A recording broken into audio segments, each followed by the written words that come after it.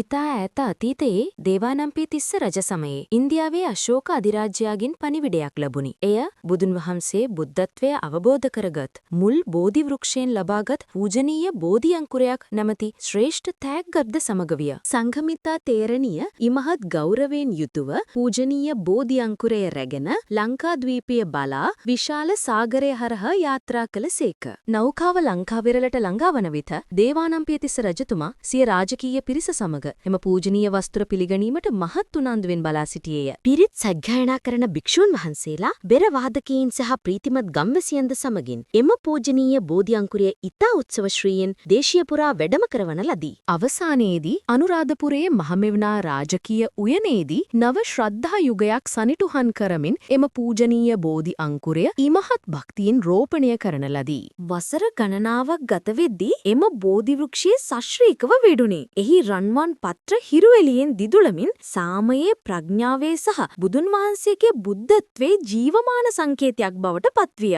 අද දින දක්වාම අනුරාධපුරයේ පිහිටි එම පූජනීය බෝධි වෘක්ෂ ශ්‍රද්ධාවේ සහ කරුණාවේ ප්‍රදීපයක් ලෙස නැගී සිටි. එය දකින සැමට නිවන් මඟ සිහිපත් කර දෙයි.